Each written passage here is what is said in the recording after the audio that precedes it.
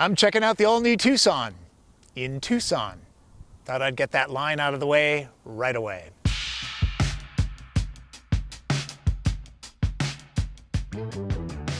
The two best-selling passenger vehicles in the US these days are Toyota's RAV4 at number 1, followed by Honda's CR-V. Hyundai's Tucson is down the list a ways, mainly because it's always been on the small side for American taste, closer to Mazda's CX-5. At the Tucson press event in Tucson, Arizona, the most pressing question is, has Hyundai given the 2022 Tucson what it takes to win more buyers? Compared to the outgoing Tucson, Generation 4 here is significantly different. For starters, it's built on an all-new architecture, and it's bigger, longer by some 6 inches, with a wheelbase stretch by 3.5 inches. And for the first time, it's available as a hybrid and a plug-in hybrid. That chargeable model with 32 miles of all-electric range won't be out until later this year. I spent most of my time in the hybrid model, so that's what I'm reviewing. It's a loaded limited model that MSRPs for $38,700. FYI, the gas-only models run with a naturally aspirated 4-cylinder with 187 horsepower, 178 pound-feet of torque, and an 8-speed transmission. The hybrid starts off with a 1.6-liter Turbo 4 making 180 horsepower and pairs it to a 59-horse electric motor for a total of 226. It gets a 6-speed gearbox. The plug-in hybrid makes even more power, 261 horses. There are drive modes, forgot to shoot the steering wheel paddles, and there are displays to show the power flow when coasting and braking sends power back to the battery. And all hybrids run with lockable all-wheel drive. Unlike RAV4, there's a drive shaft running to the back tires. They're not powered directly by an electric motor. Because this is a hybrid, you might think it's kind of pokey because they have that kind of reputation. Not really. I would say Tucson does 0 to 60 in about 7.5 seconds. Now here's the great thing about this hybrid system. Because it has a 6-speed transmission, it feels a lot more like a regular car. It doesn't have that rubbery CVT kind of dynamic. I like this. One thing that's clear after just a few miles, the new architecture with a more sophisticated suspension gives Tucson a premium feel. The chassis is super solid, steering has a bit of heft to it while cruising on the highway. Strong desert gusts made it hard to judge how much wind noise is generated. Hyundai says that their engineers have done all sorts of things to make the cabin quieter, and it seems like they have done their job well. This is a comfortable vehicle, it's a quiet vehicle, it would be terrific for a road trip. Fuel economy? The EPA rates it at 37 miles per gallon average, a little less efficient than CR-V and RAV4 hybrids. The computer said 34 mpg. I was driving fairly aggressively to check out the power band and such. That's my excuse. I'm sticking to it. Another nice thing about this hybrid system is that it has at least some power for passing at 50 miles an hour, drop the throttle, and you can probably get around that slow-moving RV without too much drama. Visibility is good. The seating position seems to be on the higher side for this class. A shout out to the team that spent the time and effort to hide the rear wiper under the spoiler. Style points for you guys. Tucson hybrids have an electronic system that help improve the handling ever so slightly. Seems to me it's very similar to Mazda's G Vectoring Control Plus. When you bend into a corner, it drops the power imperceptibly, which adds weight to the front tires, and that helps handling. And then when you bend out, it pulses the correct brakes to stabilize the vehicle. Now, this does handle pretty well. It's not quite as compelling as the Mazda CX-5, which is the benchmark in class, but this is no slouch.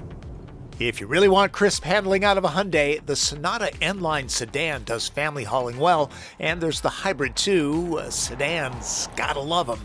When it comes to safety, all Tucsons come standard with automatic emergency braking that has pedestrian and cyclist detection and a pretty good lane keep assist. If you want adaptive cruise control, then you have to move up to higher models. And I will say their system called Highway Driving Assist is pretty good. It's a semi-autonomous system that's at least as good as the luxury brands.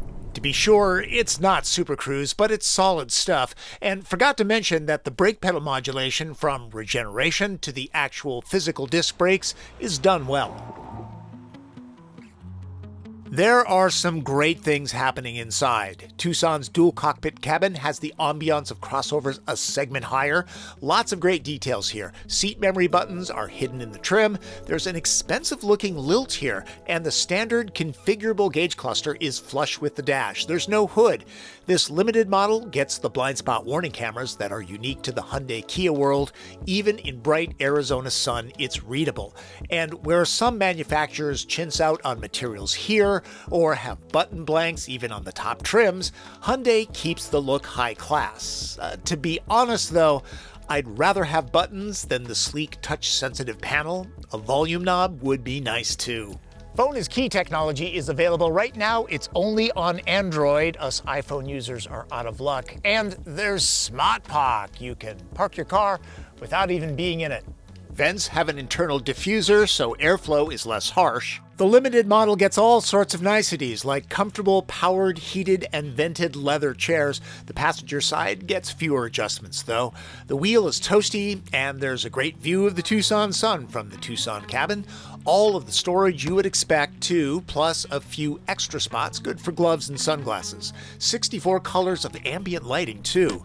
The phone charge pad is much more powerful now. That's great because Android Auto and Apple CarPlay are wireless on all trim levels. Tunes on the 8-speaker Bose sound system sound fine, not awesome. The larger touch display on the Limited is especially clear and crisp. The user interface is well done. Splitting the screen is pretty easy to do, and response is snappy. A surround view will help keep Tucson dent-free. Evil Twin isn't vaccinated. He didn't feel comfortable flying to Tucson, so I will be doing my best imitation of him.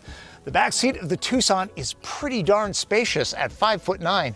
I've got that much headroom, knee, leg, and foot room, all very generous. That extra wheelbase, that really pays off. And door openings are big enough so that I can get car seats in and out pretty easily. And cushions are high enough so that thigh support is excellent. Door pocket's not all that big. Good for a bottle of water. Evil Twin would really like this too.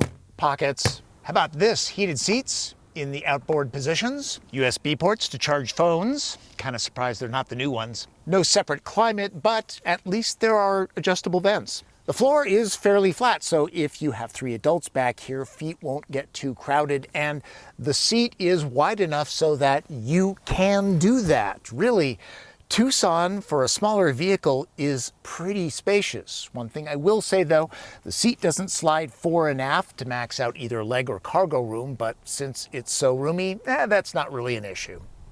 I did drive the standard gas-only model. It doesn't look much different than the hybrid. Hyundai was intentional in that regard.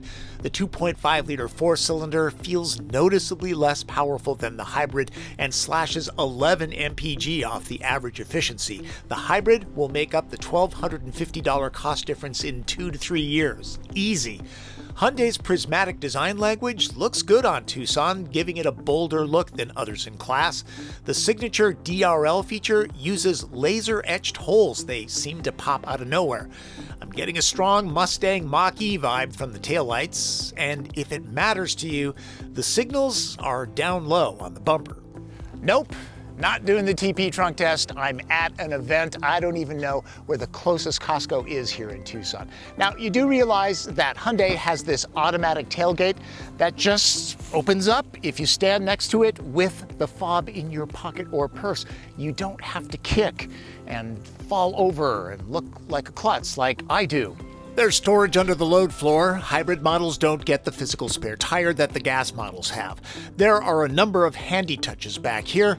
The cargo space has grown by over 7.5 cubic feet to 41.2. Pretty sure it would handle 9 packs of Kirkland Premium. That depth means reaching into the top of the seat back to drop them would get your jeans dirty. There are luxury vehicles that don't have remote releases like this. It would be nice if there were 40-20-40 split seats or a ski ski pass through, though 80 cubic feet max is mighty impressive. Time to wrap this up with red light, green light. Green light. Tucson is now the size that Americans want, so it's a much better family vehicle. There's the overall premium experience for the price, the ride quality is excellent, the hybrid dynamic feels like a regular car, plus design inside and out and unexpected features deliver a high-rent experience. And there's the choice of powertrains, including a plug-in hybrid that Hyundai claims will be built in volume. Talking to you, RAV4 Prime. Yellow lights. The hybrid's fuel economy is high, but lower than CR-V and RAV4 hybrids. The hybrid has decent scoot, but it's hardly a rocket ship off the line, and the overall driving experience is excellent, but cornering is not as compelling as the benchmark Mazda CX-5. Red lights. I wish there were actual buttons and knobs and not just touch surfaces. The 8-speaker Bose system in the top limited trim is good, but not exceptional. The back seat has no travel or 40-20-40 split feature. The 2022 Tucson doesn't get crazy low pricing like Hyundai's of 10 years ago. The brand is repositioning itself to offer a more refined, feature-rich experience with mainstream brand pricing, or, in plain English, more bang for the buck. So summing up, if you're not considering the 4th generation Tucson, either the hybrid or the regular gas models, you're making a big mistake. This is a very well done vehicle. Check it out.